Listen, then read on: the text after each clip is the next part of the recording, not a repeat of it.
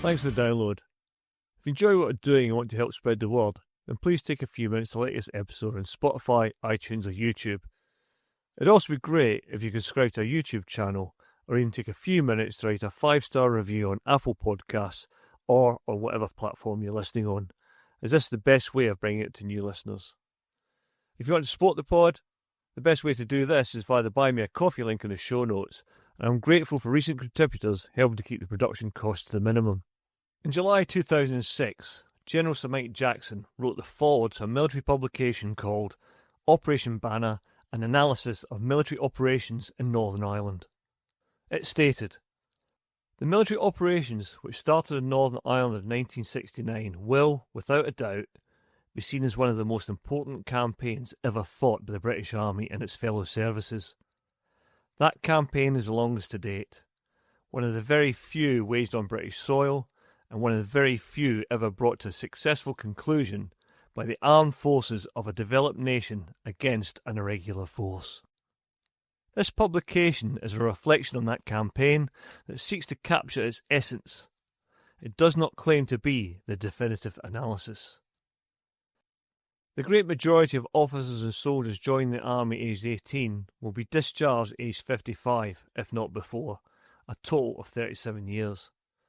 At the time of writing, Operation Banner has run for almost 37 years. Almost nobody in the army has served out its length. Thus, whilst many have served in Northern Ireland, no one can say they experienced all of it. Service in Northern Ireland has affected a whole generation of servicemen and women. The immediate tactical lessons of Operation Banner have already been exported elsewhere with considerable success. Operations in the Balkans, Sierra Leone, East Timor, Afghanistan and Iraq have already demonstrated both the particular techniques and the levels of expertise learnt through hard experience, both on the streets and in the fields of Northern Ireland. This publication does not seek to capture those lessons. Instead, it considers the high-level general issues that might be applicable to any future counterinsurgency or counter-terrorist campaign which the British Armed Forces might have to undertake. It's not intended as a history. In a small way, it's a tribute to those who served there, particularly those who died or were wounded. But whilst honouring their service, it is critically important to consider what they learned. It is important to learn from their successes, which were considerable. It is no less important to learn from mistakes, where they were made, and to ensure that they are not repeated. The publication seeks to stimulate thought and will have failed if whatever is written is slavishly and unthinkingly applied to future operations. In this episode, we discussed the deployment of British forces to Northern Ireland and how, initially unprepared, they adapted and learned to navigate one of the UK's most complex conflicts.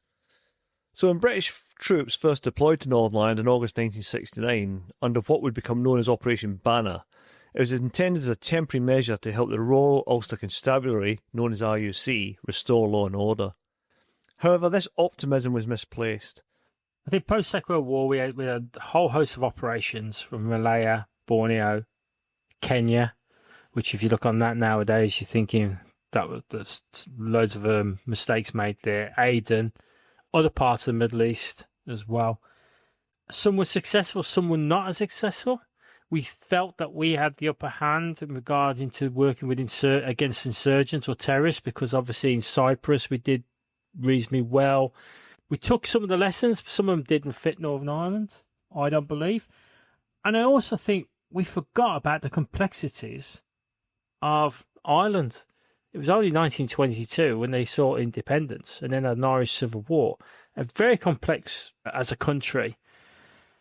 We've been involved recently from 1916 through the First World War and beyond in the War of Independence, but we hadn't took away the lessons. We hadn't understood the different communities and the tensions. But these tensions have been building for a long time.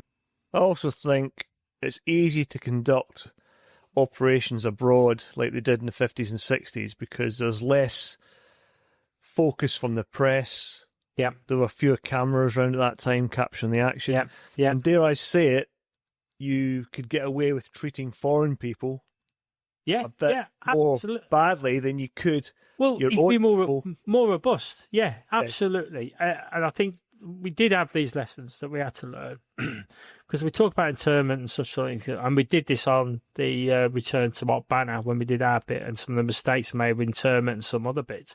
But that wasn't a new tactic. We'd done that in other countries. But I think the media soon caught up to that because although it was pre-social media, the world's journalists descended into Northern Ireland quite quickly. People also forget Northern Ireland's a very small place, and even the cities, Belfast and Derry, are very small cities, so you can capture a lot of stuff. Because if you think about the civil rights marches in Northern Ireland, they were at the same time as the civil rights marches were in America. So the press were all over this. One of the most influential books was by Frank Kitson, who was a British Army officer, and he had a significant influence on the British Army's approach to Northern Ireland during the early years, and his writings on counterinsurgency, especially the book Low Intensity Operations, provided a theoretical and practical framework that helped shape British strategy in the conflict, and it emphasised the use of intelligence over brute force, subversion and counter-subversion, coordination between military, police and civil agencies. And ironically, those last 3 points there, that's what a lot that went wrong in the initial early days of Northern Ireland. So this holistic doctrine guided the British Army's evolving methods in Northern Ireland, and Kitson was a major proponent of using intelligence as the main driver. And we've covered that in other podcasts where in the mid-70s the police took primacy and everything became intelligence-led. So this led to the development of specialist intelligence units like the MRF and later the Force Research Unit. Also the use of informers and agents within paramilitary groups, and again we've done a podcast on that. And more importantly, increased cooperation with the RUC special branch and MI5, and that led to a lot of passage of information and even shared training, that type of thing. These operations were covert and controversial but became central to the British counterinsurgency effort. However, Kitson stressed the importance of winning the hearts and minds of the local population, while simultaneously discrediting and isolating the insurgents. And this meant attempting to separate the IRA from the Catholic community, and using media and information operations to shape public perception, not always successfully, and also supporting civil reforms to undermine support for violence. However, his ideas arguably led to the blurring of the lines between military and policing roles, with the army taking on quasi-policing functions, also the use of raids, internment and curfews, and this militarisation was contentious and contributed to the alienation among the Catholic population, especially after what you mentioned earlier on, Kev, internment without trial, which was introduced in 1971. And while Kitson's theories were influential, they remain deeply controversial. Critics argue that the approach institutionalised a dirty war mentality, extrajudicial killings, collusion and psychological operations, while supporters claim his work offered pragmatic tools for countering insurgency in a complex environment. And I know, Kev, you've got your own thoughts on this. Kitson they needed some kind of framework to work off, and Kitson provided what they believed at the time was the best sort of framework. I think with hindsight, we can say it lasted too long as an operation. The mistakes made at the beginning helped set the conditions to make it more difficult to achieve success. But we're always relying on hindsight with this side of things. I think throwing the military into this sort of environment, especially like we say, this is the UK we're throwing them into. This is not a country 1,000 miles away. You're also trying to work with partners that have also got their own agendas, because obviously the majority of the police officers at the time were Protestant, and so they were looking for their own society and protecting their own society and protecting the status quo. They were never going to look at the civil rights marches as a positive. For them, it was all about change. And actually, if you think about it now, if you introduce the change early for equality in that community, some of these issues that we carried on with may have gone away. So the civilian cooperation piece that Kitson talks about just didn't happen. Well, initially it did, though, didn't it? When the British troops first turned up, yes, the Catholics were welcomed them because they were looked on as peacekeepers, in the same way that we look at UN and such like. So as they were looking at protecting the minority from the majority. But unfortunately, as we know, and we talked about this on the other podcast, it soon changed.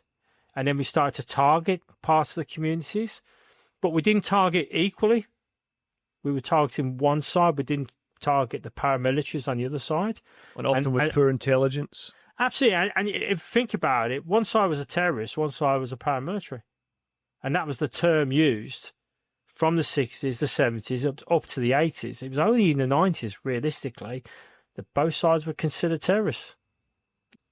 So it's probably fair to say then that Kitson's books defined the early British approach to Northern Ireland, amongst other things. That some people listening and going, "Oh, that's an oversimplification." What we're trying to point out is that we went in largely using tactics that were proven on the other side of the world against our own populace. And you can see that from the early footage where they're forming like hollow squares with fixed bayonets in the middle of a Belfast street. Something that worked in Aden but didn't look particularly good or was particularly effective in the streets of Great Britain and Northern Ireland. Absolutely, because what we only think we were missing was the banner coming out to disperse banners, because you use the banners in the local language.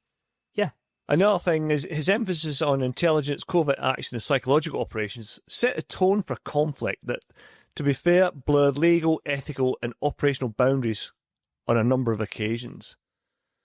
But Northern Ireland would quickly expose failings within the British military itself, as already discussed. At the outset, no specific training existed for troops deployed to such a complex operating environment on home turf. And the only guide available, as we've already alluded to, is outdated black and white training films designed for counterinsurgency in former colonies, which was totally inappropriate for the unique complexities of Northern Ireland. What followed was far from a honeymoon period, a term often misapplied to the initial phase of such operations. And that's the bit where we say, the Catholics were serving soldiers tea and biscuits on the streets. Instead, it was the most important phase of the campaign, one that would profoundly shape the conflict and force a fundamental rethinking of military training and tactics.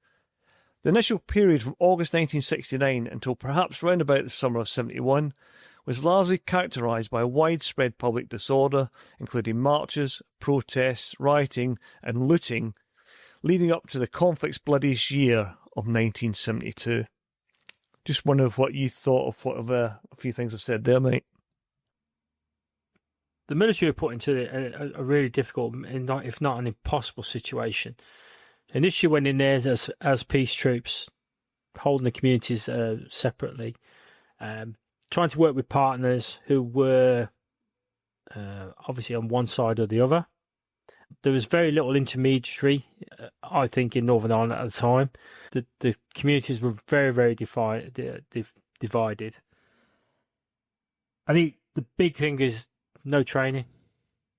So mentally, the soldiers were arriving from the UK or from a Cold War posting in Germany. They haven't had that mental preparation.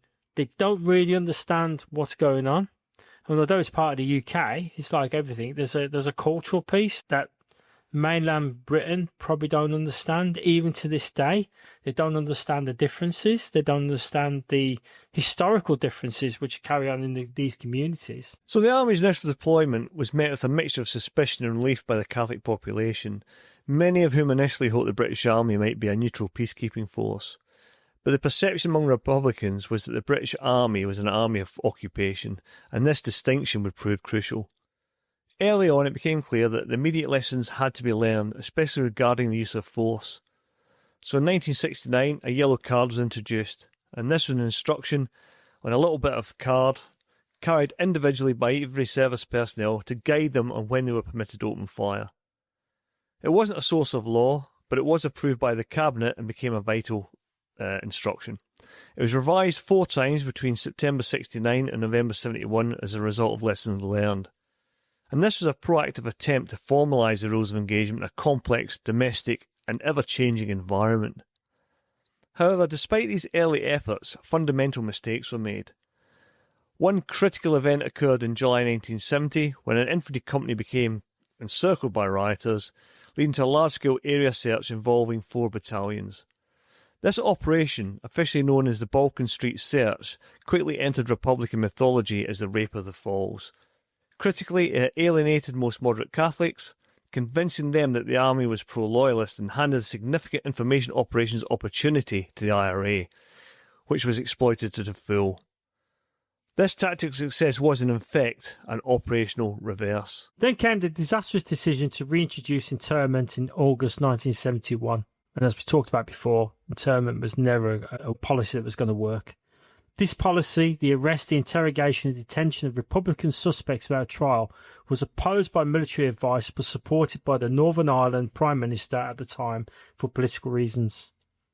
The Army and RUC were poorly prepared, suspect lists were outdated, and detention facilities were inadequate, leading to many wrong people being arrested. This was another major mistake, providing the Republican movement enormous information operations, an opportunity that impacted public opinion across Ireland, Europe, and probably most importantly, the US. The escalating violence accumulated in Bloody Sunday on January the 30th, 1972. A civil rights march in Derry became the focus of international attention when British troops killed 14 unarmed civilians. A later judicial inquiry led by Lord Savile concluded that soldiers on duty had lost control and opened fire without warning and before they came under fire from Republican terrorists. Former Prime Minister David Cameron later acknowledged that this event was both unjustified and unjustifiable. This incident, a rare case of soldiers breaking the Army's rules of engagement, profoundly damaged the British Army's reputation in Ireland and worldwide. And Bloody Sunday swelled the IRA ranks, increasing civil unrest and violence against security forces. Now, you and I have both did tours in London, Derry, and I read a book recently where they called it. Yeah, I read a book recently where they called it Stroke City because it's Londonderry, Stroke Derry. So you and I both did tours in the late 80s. Yep. And when I went there, the area where Bloody Sunday occurred was still obvious. The damage all those years later was still evident to the Army's reputation. Now, yes, it's contested to this day from people that are on the ground from the military side and the Republican side. This podcast is not going to get into that, but it's what you just said a minute ago is it definitely swelled the ranks of the IRA, and then also it gave them a form of legitimacy. I don't think we should underestimate these sort of activities, internment, Bloody Sunday and other things. Internment was a massive mistake. And like I said, the Army knew it as well. Well, the Army didn't want to do it, did they? No, and I think this is where you're forcing people to do something that they don't want to do, but you order them to do it. And there was a political reason for that because Northern Ireland had its own Prime Minister at the time, and people forget that as well. And they've got their own agenda because obviously this was to maintain the 6 counties of Protestant majority and the way things were. But the impact on the world press, America became very, very critical of the UK in Northern Ireland and the way we were operating. Again, because we forget the influence of all the Irish descendants in America and the fundraising and all the rest. With NORAID and all the rest of it. Absolutely. And this is before America really suffered from some of the big terrorist events that they faced. And then things slowly start to change. Because there's that Hollywood romanticism with the IRA as well. So when you watch films in the 50s, 60s, 70s and 80s, there's a romance about it. Because they looked at Ireland in a different way. It was the quiet man, the John Wayne sort of version of Ireland, and not the reality of what it really was. The army was, I think, the military was put into impossible situations, and so underprepared as well. And I think our communication strategy didn't exist. Fairness, as in it wasn't obvious that we had to be fair to both sides of the communities to protect both from the paramilitaries, the insurgents, the terrorists of both, the influencers.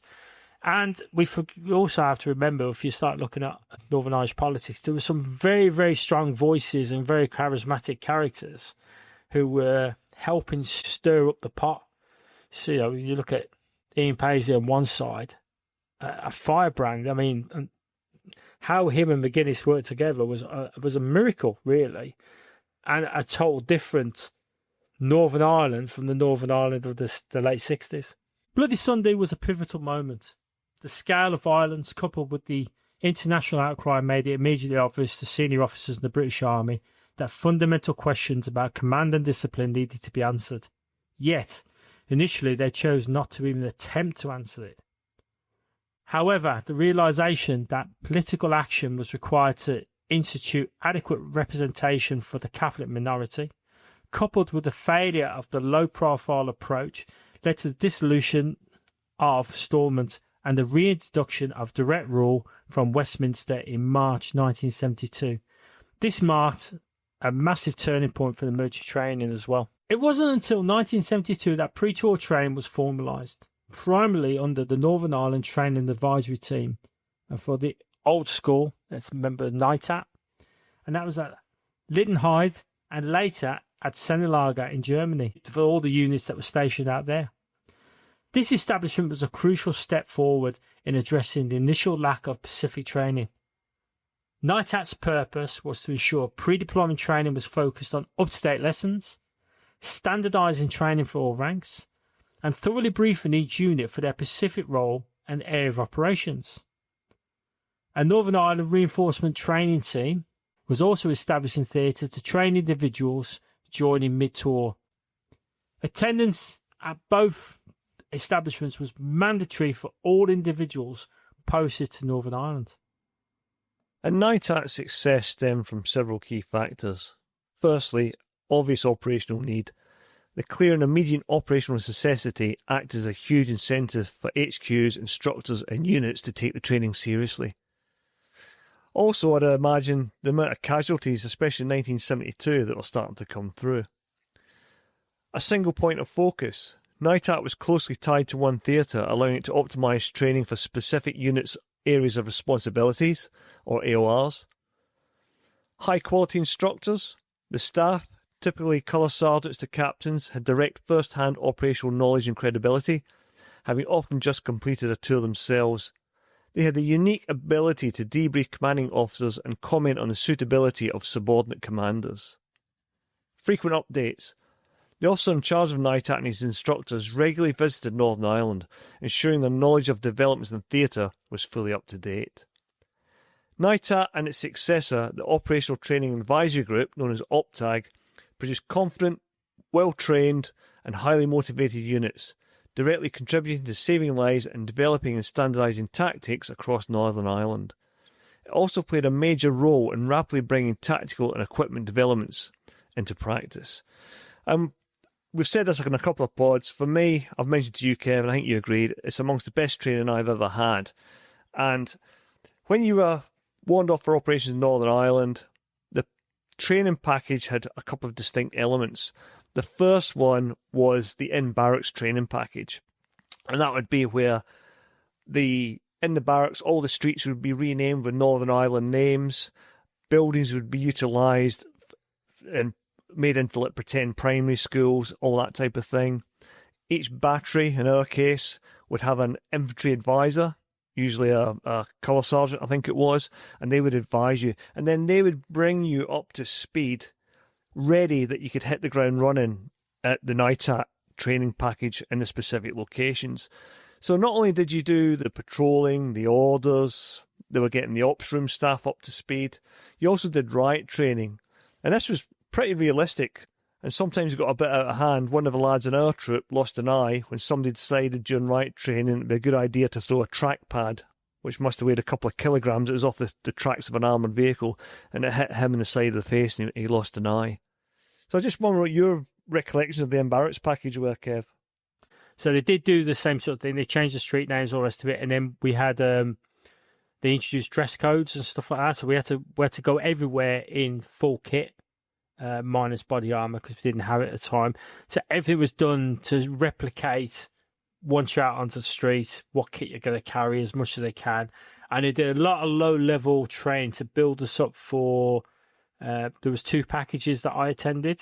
Because we were going originally to Armagh City, it was decided that we were going to do the full rural and the full urban package. So our training lasted over 4 months in the end.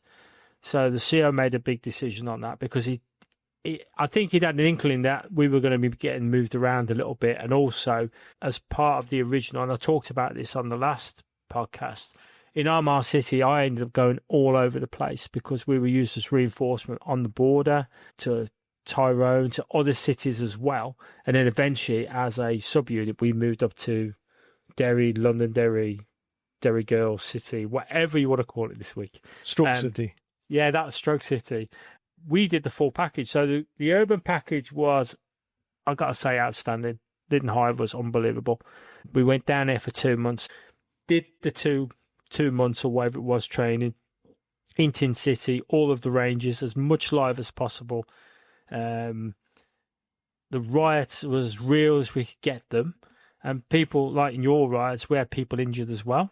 One of the big lessons learned was everyone had to have new boots, because what they found was, because the boots we were wearing had been used in vehicle parks, impregnated with oil, when they were doing firebombs, doing petrol bombs, the boots were going on fire a lot easier because they were not fireproof anymore. They had POL on them.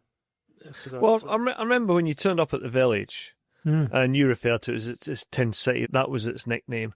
It was all properly laid out, like terrace-type houses. The people playing, the civilian population, would live in the terrace houses. They had a bar that they would frequent at night, and people drinking there. Yeah. And there's a degree of excitement when you turned up. So you turned up and you went into a big briefing hall, and you sat. The whole regiment would be in chairs, and they'd put on a video of incidents in Northern Ireland and street scenes from Northern Ireland and all that type of thing. And it was always like Clonard was playing in the background. So whenever I hear Clonard playing now, it always takes me back to sitting in that theatre watching these videos.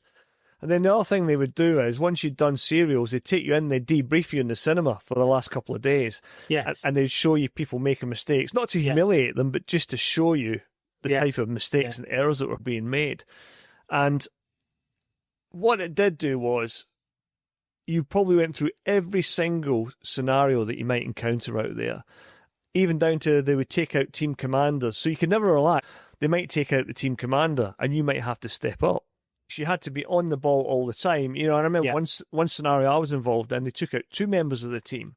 Yeah. And then, you know, you're trying to deal with casualties. As a young soldier, you're trying to send a contact report.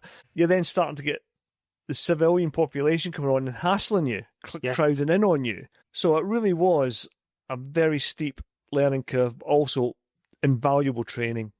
I'd say it was high pressure all the way through, because what they were trying to do, and I think it was something that we spoke to some of our guests on previous podcasts about Afghanistan, the courageous restraint, when that was brought in. Well, actually, during our training, it was always about courageous restraint. Based around the yellow card. Absolutely. The pressure was always going to build up. It was always going to mount.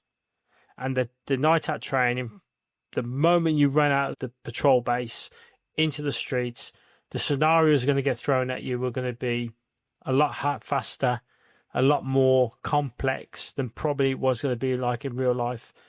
Everything from where you're going to stand, things will blow up because if you went too close to a bin, it would go off, cause a casualty. It was an enormous amount of pressure, and I think the one thing they learned about Northern Ireland was you're going to feel under pressure all the time, and it was to make those proper decisions. Split-second decisions.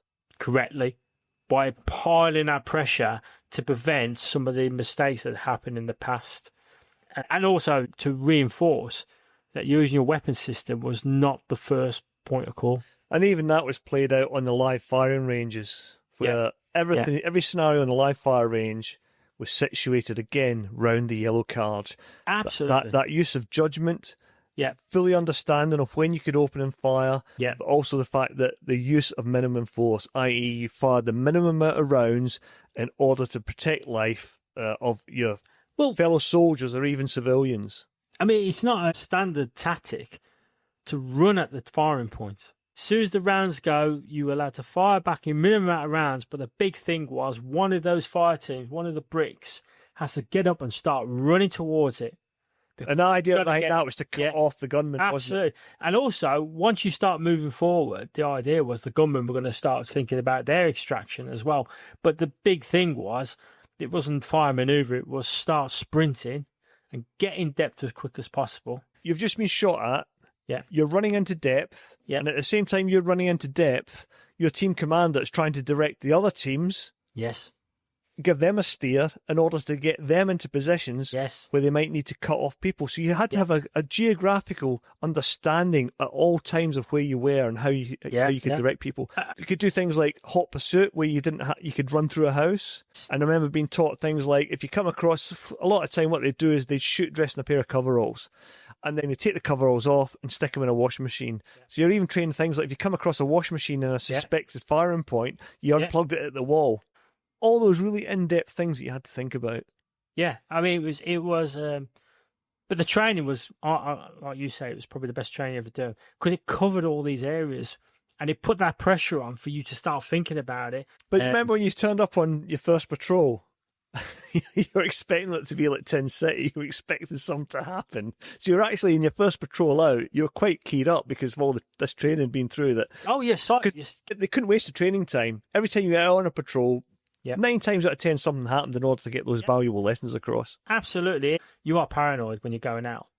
And like you say, and everything was, everything you had to think about, where I'm going to lean against this wall. Actually, can you lean against that wall? Has it been painted white already to help silhouette you at night time? And you're thinking, wow, there we go. I've got to start thinking about that. Am I too close to a lamppost? Don't stop or halt or whatever. You've got to stay in the shadows. But has the wall been painted white? Has this been done? Has there a bin been placed or rubbish been placed in a place where they think you are going to stop? And that again brought into the importance of 5 and 20 metre checks. So if you had a brief halt, you did a 5 metre check. You basically had a look round before occupying your fire position. You had a quick look round, maybe even a feel round as well. If you're in a cordon position or you're going to be in there for any length of time, you'd expand that search area to 20 metres. Absolutely. So not only were you looking for IEDs as well, you're also looking at things like, was there something hidden there? Do you remember the old Winthrop theory, which is invented by an officer, where you start thinking like a terrorist? If I was to hide a weapon here, where would I hide it? Well, there's a prominent gate post there. I'd probably use that as a marker. Where would I walk from there to hide something? So all these theories and search procedures are also going through your head. But again, brilliant training to prepare you for what was and what will always be an extremely complex operation. Another thing we can't go into too much detail about, Britain became a major force in electronic countermeasures procedures. Yes.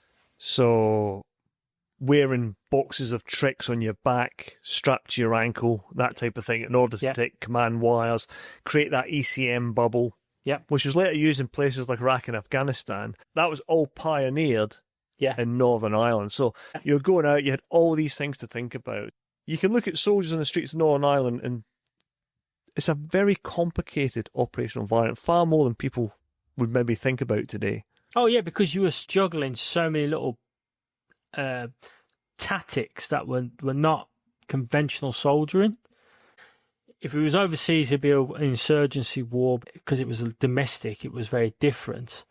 But we had all the bells and whistles, and there was a lot of development going on with equipment as well, all the time. Better systems to indicate where shots are being fired. I can remember a device on the Land Rover which looks a bit Heath Robertson now, and it would give you an indication of the direction of the shot. I'm not sure how helpful it was to look at lights to go, oh, we've been shot at, and it's coming from over there, and then you look into the dark and you're thinking, bloody hell, that's going to be a nightmare. You're looking at the terrorist groups, their development as well. So, again, they were developing their weapon systems to attack us, to counter what we were using. So it was an ever developing conflict in our tactics and their tactics as well. It was a steep learning curve, and one I think the British Army that in the late 80s and 90s really did master. The training was second to none. And I think the big thing was the mindset of people going out there was absolutely superb. It was spot on. People were balanced. They knew what they had to do. They were controlled, and they were dealing with a lot of stress. And they had some of the tools to deal with it, not all the tools. But for what we had, I think we did quite well. The yellow card itself saw further revision. notably in July and November 1972, directly as a result of Bloody Sunday. These continual refinements, often spurred by tragic events, highlighted an ongoing learning process within the military, and dare I say it, within the politicians as well. Yeah. As late as 1993, the House of Commons Defence Select Committee requested an urgent briefing at NITAT, alarmed at the potential inadequacy of the yellow card of the day, that demonstrates the imperative nature of the learning process driven by real-world experience and political oversight. The formalised training directly informed the evolution of tactical operations. For instance, patrol tactics evolved rapidly. Initially, patrols were often of section strength, moving in single file, making them vulnerable to gunmen. This quickly changed to parallel patrolling, and then on to the highly effective multiple patrolling, where small teams of 4 men would operate on separate but related routes, crossing and recrossing, doubling back, and acting in an unpredictable yet mutual supporting manner. This made it very difficult for the IRA spotters, as they were known as dickers, to be effective, and tended to deter shooting attacks.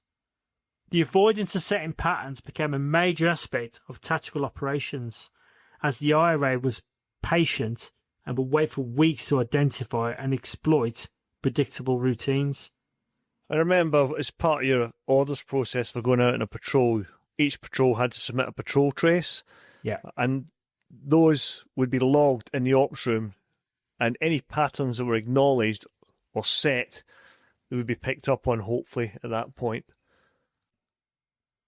Searching techniques also underwent significant development.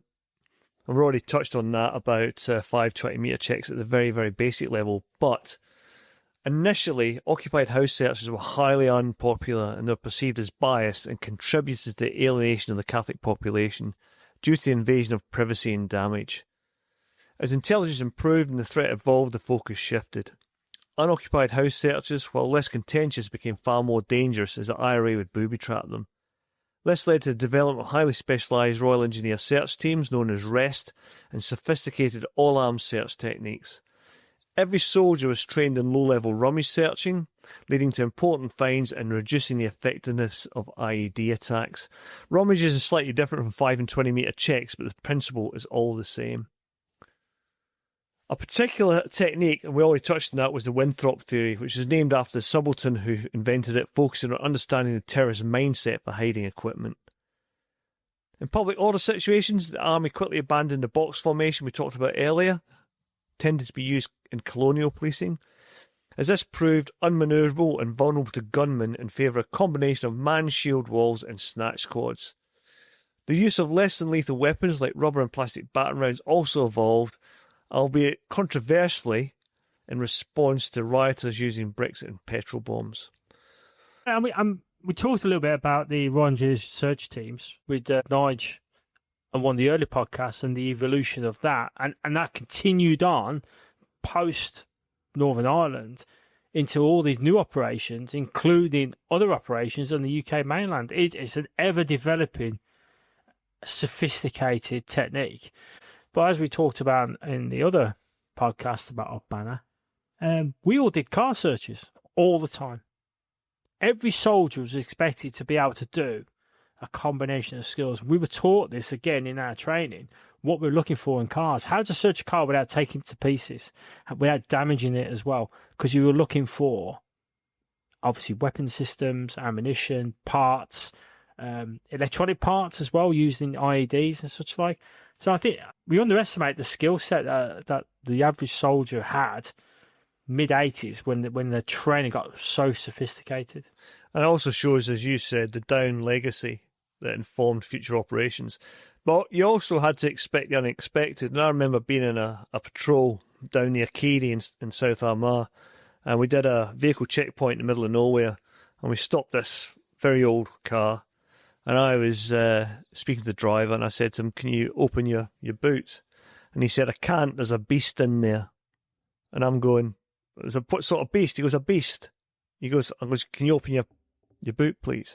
So me and another lad went round, we're all very, very wary, and we got him to pop it, and we stood back a little bit, and out pops this sheep. So, guy, This guy's a farmer and he's transporting sheep back and forward. So again, expect the unexpected in Northern Ireland. Crucially, Operation Banner also became known as the Lance Corporal's War. It relied heavily on the initiative, the training, discipline of junior NCOs and junior officers. The effective pre-tour training ensured that the great majority responded extremely effectively on operations.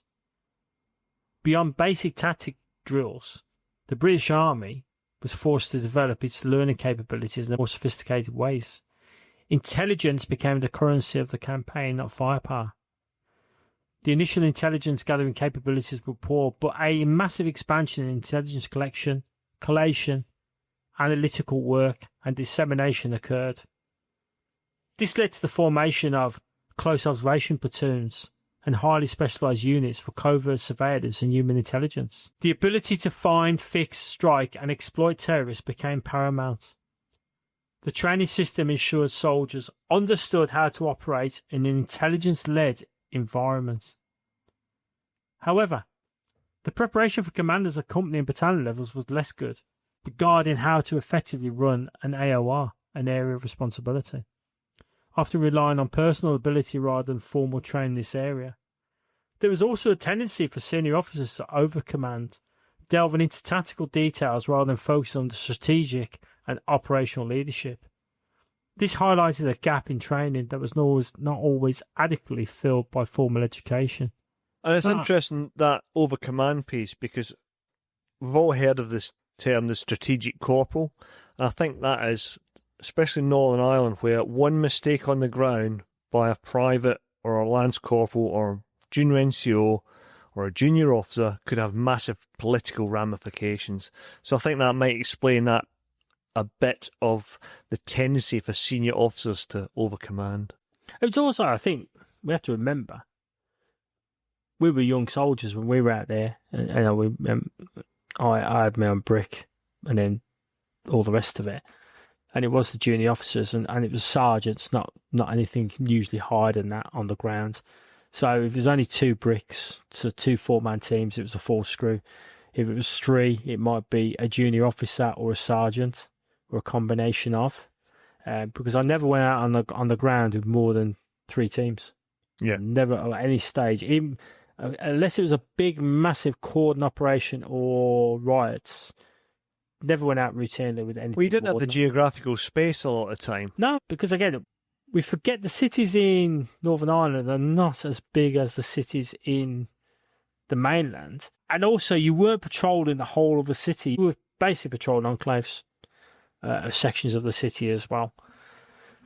But I do think that the officers and the senior officers, they obviously were doing the promotions and all the rest of it in a more formalised, conventional warfighting standard. So if you think about us in Germany, you might start off and you might not do a tour as a junior officer, and before you know it, you're the BC and you're deploying to Northern Ireland, but you didn't have that grounding at that low level piece. Yeah. So you couldn't understand actually what it was like on the ground and how individuals, with all the training we've had and the complexities and what we were doing on the ground, because everyone forgets, part of the intelligence collect was soldiers on the ground. We were doing those forms, all their Charlie 1s all the time.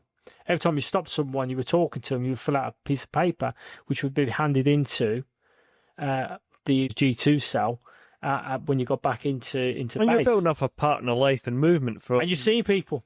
Well, don't forget, you were given the montages, which was basically a sheet of paper with the top 20 terrorist players, and you had to memorise the faces. Absolutely. And eventually, and that was psychological as well, because within a week, you could walk up to somebody who'd never seen you before and say, all right, Paddy Smith or whatever, you know what I mean? And they'd be like, oh, well, yeah, they obviously know who I am. They're a new battalion or a new regiment, but they know who I am. Not sure many of them are called Smith, but we'll move on. Yeah, absolutely. And I think, because also, I'm going to say, the majority of the stuff I did, it was reactive, because we didn't have enough intelligence to tell us there was something going to happen. It was very reactive. So actually, it was reliant on the team on the ground to make all the calls, and then you're telling the ops room, contact way out, or this, that, and the other. You were dealing with it And it was too late for them to try to inject the long screwdriver onto that situation because it was very short in duration as well. And so it was the commanders on the ground, the sergeant, the junior officer. And before the senior officer managed to get from wherever they are into the ops room to take command, it was all over. Well, if you look at uniform framework operations, they're all about showing a presence, dominating the ground, gathering low-level intelligence. Yeah. Behind the scenes, you had all the intelligence community doing their bit, both in the background and on the ground. You had the guys from Hereford doing the strike ops, and their counterparts at the RUC doing the same thing themselves. So we were there to just try and provide a stabilising presence and a deterrence on the ground. And you're right, a lot of time it was reactive. Because by being on the ground, you're providing the targets. Sometimes the more you're out, the more chance you are going to get engaged. Because although you were not setting patterns in distance, whatever, the reality was, the pattern was, someone's going to be out today. Someone's going to be in this area. Because you have to dominate the cities or dominate the area. Someone's going to be there. It'll be a police patrol or an army patrol. That was the pattern. You were always going to be out. And there's only so many streets for you to patrol down. So. I've run around those streets. In about 3 hours, I've run around the same street 3 times because there weren't massive spaces. And you were told, this is your patrol box today. You've got to stay in it. You've got 2 teams and you're overlapping each other, thinking, well, we're just running around the diamond 30 times. Absolutely. And that was just the reality. So although we avoid patterns, the pattern was we were always around. A significant and often unsung aspect of the Army's learning curve was the role of scientific advisors, and these were attached to HQ Northern Ireland. They provided continuous long-term continuity, understanding threats and responses, and they initially focused on operational analysis, but they quickly shifted attention to developing counters to the burgeoning threat of IEDs and electronic warfare. This involved a continuous struggle between terrorist innovation and British counter-development, requiring rapid research, design, production and deployment of technical solutions. This close linkage between scientific research, intelligence and tactical training was a war winner. When a new IED device was found in the 1980s, for example, technical modifications to patrol equipment was developed and fielded in a very, very short space of time, usually a matter of months, and this would render the device obsolete with a very rapid period of time.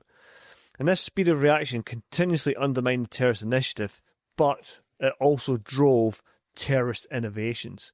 Another aspect we never talked about when I referred there to the continuity of the scientific advisors was the continuity of the command structure in Northern Ireland. And that was one of the big mistakes that was pointed out in Helmand Province. There was no continuity, there was no resident battalion in Helmand Province. So you had resident battalions who were there for 2 years. You had CONCOs, continuity NCOs, who provided that linkage between the outgoing battalions and the incoming battalions. So these were all lessons that helped the army be efficient and stay on top of its game in Northern Ireland. And also we had the UDR, who was the ultimate continuity. I think this was the difference between an overseas operation and a UK operation where you could have resident battalions. And also the RUC, the police, had primacy. Yes. And so there was a lot of structure already in place that allowed for the continuity, so we weren't always coming in fresh. I think this is where perhaps the mistakes were made from the early papers when they were comparing all the operations had been done before, like Malaya, Kenya, and the rest of it. They didn't have that same, let's say, the UDR, the RUC, the continuity, the residential battalions, because the families could live there as well as go on operations. So it was a very difficult and a very changing piece as well. The continuity was vital, I'd say, because we needed that advisor or the reach back to say, what you know about this area. So when you went across on your reconnaissance or your recce's and then your handovers, you get the handover from the unit that you were taken over from. But like so when I went to Derry, I was working with the residential battalion who knew the city intimately because they'd been there for over a year and they had another year or so to go. So they knew all the areas to avoid at certain times. They knew all the actors, all the players. And that was on both sides of the community as well. Well, they knew the atmospherics of the place, didn't they? They could read it a lot better. And their intelligence collection was far more mature. So we didn't have to rely on, let's say, our intelligence collection as much because they already had that nailed. But I don't think you could replicate that. Like if we look at Helmand or we looked at Basra, we were reliant on our continuity in those operations was your interpreters. Yeah. Because they became your cultural barometers as well as giving you the atmospherics. But this is the danger, I think, of when Northern Ireland was held up as the holy grail of counterinsurgency. There's some useful stuff to bring across, but there's also some stuff that is completely not applicable. And I think people underestimate cultural awareness as well. And although Northern Ireland's not the same as Birmingham, Manchester, the cultures are not too far apart. We just have the religious piece and obviously the political stance. But it's not so different, as we said before. When you went over there, it was like patrolling the street everywhere else in the UK as well. So the cultural differences were so much of a shock. I think when you start taking all the lessons from Northern Ireland into, as we know, they tried to do into Basra with soft berries and all that sort of profile, it's not the same. Because culturally, they were very, very different, and their response to us was going to be massively different. And one of the biggest lessons out in Northern Ireland was it took nearly 4 decades, and at the height of troubles, there was 20,000 troops out there. Yeah. A place not even the size of Maysan province. Look, we've talked about this before, but there's less than 2 million people, and there was obviously a lot less than 2 million people in the north when we were there. It's an island with 5 million people on. Force protection was another area of continuous development and training, from early flat jackets to improved Northern Ireland body armour, armoured vehicles, sophisticated engineering designs for hardened bases and checkpoints. The Army learned to protect its personnel, and training emphasised the importance of avoiding bunching to mitigate the effects of IEDs. Air operations also evolved, with Army Air Corps helicopters used for reconnaissance and surveillance, and RAF support helicopters used for troop lift. The introduction of armed Lynx helicopters in the early 1990s enabled Eagle patrols, which were a significant part of framework operations, particularly in South Armagh. So, Colin, tell the listener about what an Eagle patrol is. So Eagle patrols are well sought after because rather than trudge through the fields and battering your way through blackthorn hedges and getting yourself ripped to bits, Eagle patrols would be sent out in support of ground call signs, and they would work together, and the aim of them was they would drop off a call sign at different locations to carry out vehicle checks, snap patrols, maybe provide an overwatch for a call sign moving across a particularly dangerous area. I mean, again, a really, really clever tactic, innovative.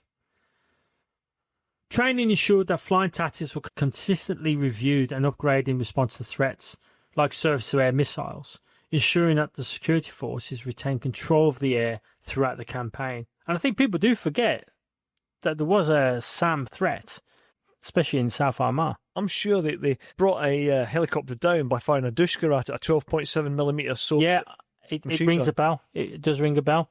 I mean, so the IRA were very effective at their changing their tactics as well to take us on. Beyond the technical and tactical, the Army learned the importance of human factors, self-discipline, restraint, forbearance in the face of provocation. Early experiences like stressing the need not to return fire until the firing point was positively identified. It reinforced the lesson that restraint was the key. And we talked about this.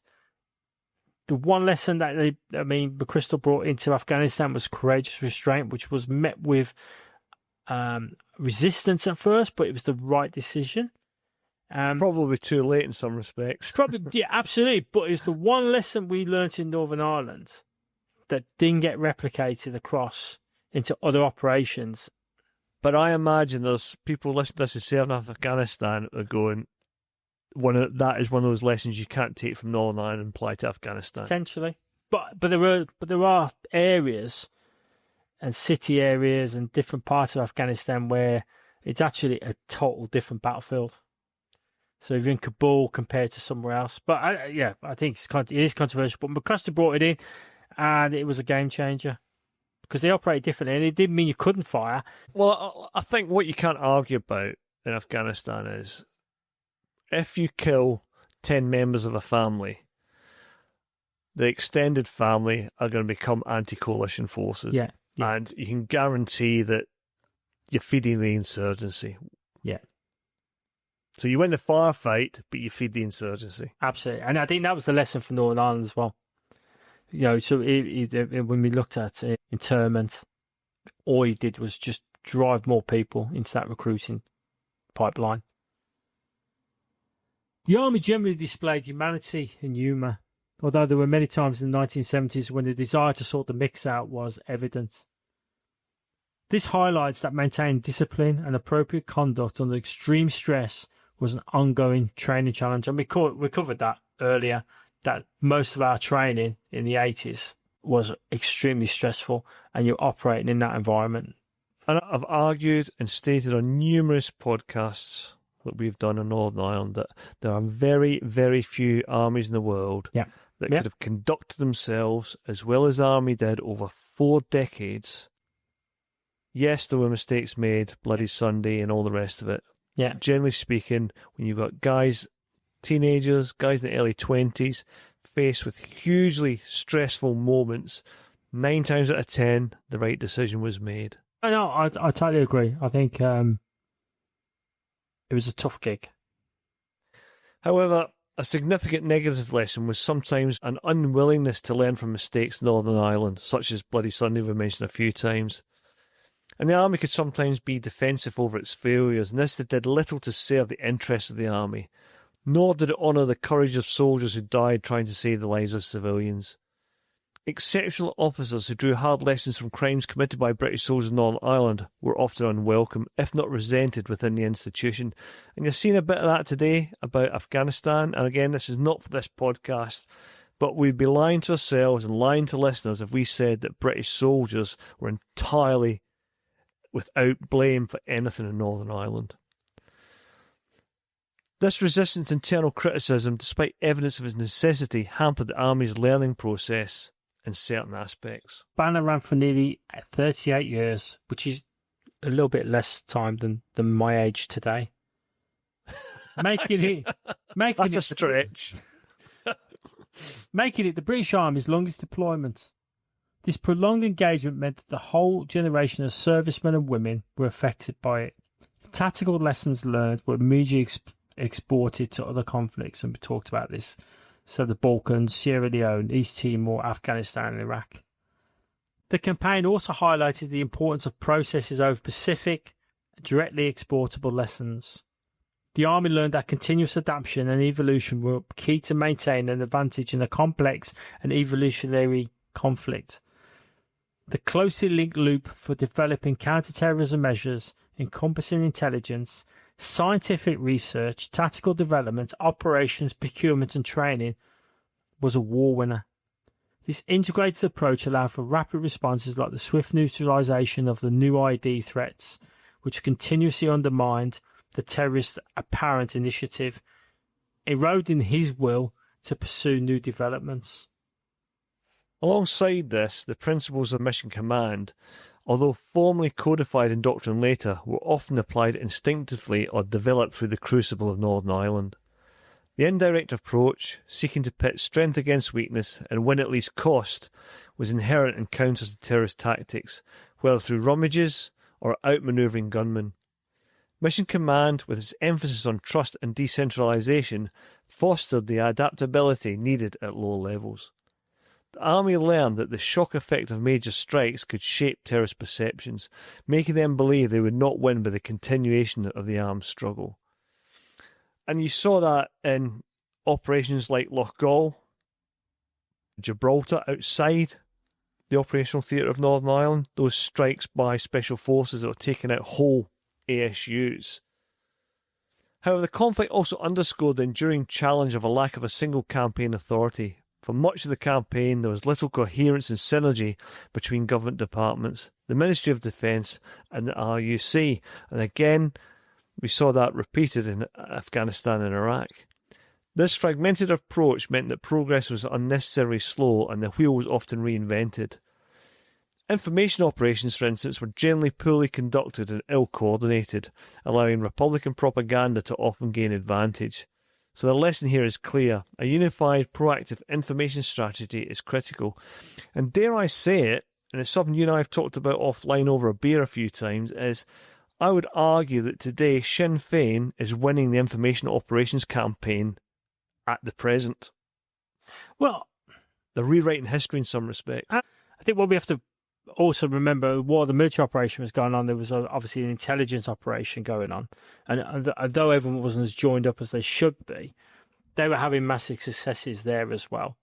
The one area I always feel that we missed out opportunities, the British press, they had some absolutely superb reporters operating in Northern Ireland. They were getting close up with all the different factions. They were interviewing all these people. Their knowledge base was tremendous. And now we're getting the books written about what they saw over the 40 years. And we didn't exploit or use their knowledge to help shape our communications. They were getting ground truth from everyone, from some of the terrorists, some of the paramilitaries, however you want to describe them, and the people on the ground, whether politically or just normal people.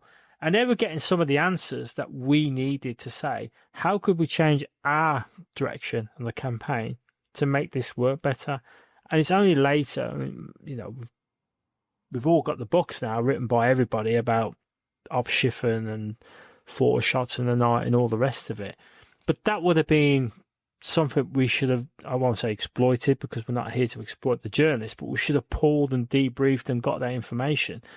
Because actually, sometimes the hearts and minds, as was talked about in the 1970s, they were getting that information, which could have helped shape our activities. But I suppose a journalist would argue that would have compromised their ability to talk to Republicans, for example, because if the Republicans saw them as transferring some of that information back to the police or the army, because they've got to protect their sources as well. So some journalistic integrity, I think, may have been compromised. I think it was more the listicle view, because not only were they talking to the IRA, nationalists, loyalists, they were also talking to politicians, they were also talking to senior police, they were talking to everyone, because when they wrote, you know, when you look at some of their books and when you read some of their reports, they were quite balanced. And what we didn't do was draw that to get a feel for what the ground truth was all the time, because we were concentrating on the intelligence piece, but the heart and minds piece, sometimes you need that other layer. And I think the journalists, through their normal writing, through all the reports they were doing, and when they because again, they were reporting when we did things wrong as well. So they were seen as balanced and neutral, because they were getting the interviews with, when you look at the McGuinness interviews in the 70s and 80s, they were getting all this. It was just something I feel that we weren't as good at. But I think from a team on the ground perspective, it was hammered home to us that your actions could have huge political and operational and strategic absolutely ramifications. So you were well aware of that. But we were not the decision makers. No. What I mean is, this is where all the clever people sat around the table. What do we need to achieve, and how we're going to achieve the 5-year plan? We didn't pull some of these, and these became experts. These became as knowledgeable. And I think as we talked about the importance of continuity, they understood the campaign as well as we did. Despite these challenges and acknowledged errors, the British Army conduct in Operational Banner was ultimately seen as a major achievement. As historian Martin van Creveld observed, the British Army is unique in Northern Ireland in its success against an irregular force. The Army did not win in a conventional sense, rather it achieved its desired end state by suppressing violence to a level that the population could live with and that the local police could manage. It made it clear to the IRA they would not win through violence. This long, arduous and often controversial campaign, though imperfect, forced the British Army to evolve, learn and adapt in ways that continue to inform its operations worldwide. The commitment to continuous learning from the battle-worn streets of Belfast to the training grounds of Hythe remain a defining legacy of the Troubles. So, Kev, we haven't got any desert island dits this week because it's just you and me again. But what are you reading at the minute? Well, I've put down for a book. It's not a reading book, in fact. It's the book by Tim Hetherington, a British photographer. And his book was Infidel. And we saw it at the Imperial War Museum, which is a photographic journal. And it became a film, the Restapio. But the book itself, I picked it up. It's hard to get now because they only made a small amount of copies and they're extremely expensive. So do prepare to spend a bit of money. I thought it was a really, really good book. If you've seen the film, the book brings that back to life as well. It's photographs of that platoon during the 12-month attachment there. Or they're embedded for 12 months. And I flick through it every so often. And you can see they've got the photographs at the beginning of the operation. And if you watch the program as well, you see these people have aged in that 12 months. It was one of the most contested valleys in Afghanistan. Absolutely fearsome place to be. I mean, they did extremely well. All very young. There's no really old people there, as most soldiers tend to be young. And it showed the American platoon absolutely holding their own for 12 months. And it takes you through some really difficult parts in the film, but loss as well. But I thought the book itself, if you can afford it and you can buy it, it's worth it. Yeah, and any of Sebastian Junger's writing is well worth getting into.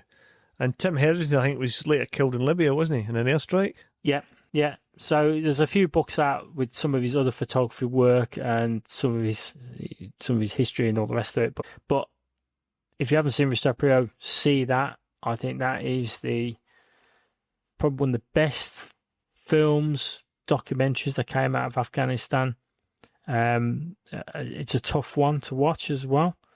But I think the display at the Imperial War Museum was fantastic with the imagery. And the book itself, like I say, it's a photographic journal. Really, really good. The book I'm reading at the minute, well, I'm not reading it, I'm listening to it. So I'm about halfway through it. It's called Death in Derry, and I can't remember the name of the author now, but I'll put it in the show notes. But basically, it's about Martin McGuinness and how he dominated Derry, his part in the IRA, the blood on his hands with some of the bombings. So I'm only halfway through it at the minute, but it's an absolute cracking listen. I'd highly recommend it, and I'll give it a further review on another podcast. I wanted to just flag it just now because we are talking about Northern Ireland. And Martin McGuinness is a guy I struggle to get my head around because absolutely got blood in his hands. But the paradox is, without him, it's highly unlikely the peace process would have happened. So it's one of those bitter pills you've got to swallow when you look at the Northern Ireland campaign. Oh, especially like we've talked about before, where him and Paisley became joint government. Chuckle Brothers is their nickname. The Chuckle Brothers, and they became friends. But you think about it, he started working in a butcher's. Yeah. And down the Bogside when he was about 15. And he joined the IRA, very, very young age, and swiftly rose up the ranks to be highly influential. And unlike Jerry Adams, he is on record as saying he was a member of the IRA at one point. Yes. And obviously he was jailed and I think he was interred and that type of thing as well. So he's a very strange character, full of a lot of contradictions. So I'll give a full review once I finish listening to it. But I'll say this as the closing bit. That was the complexity of Northern Ireland, of Ireland as well. And that's the bit I think the mistake was at the beginning. That's the complexity. Yeah. If you think about it, from that piece to became second minister, working with Ian Paisley. That term, the Dirty War, was given for a reason. Yeah. That's it for another episode. Thanks to our guest for coming on, and to you, the podcast listener, for your continued support and suggestions. Please keep them coming, and our email and social media links are at the bottom of the show notes. You can find us on all the usual suspects, including Instagram, Facebook, YouTube, and Twitter. And if you download us from iTunes and like the podcast, it'd be great if you could leave us a review there or anywhere you get your podcasts from. Finally, thanks again to Nick Beale for his continuing help and offering technical support for his company ISAR, and we'll see you next time on the unconventional soldier.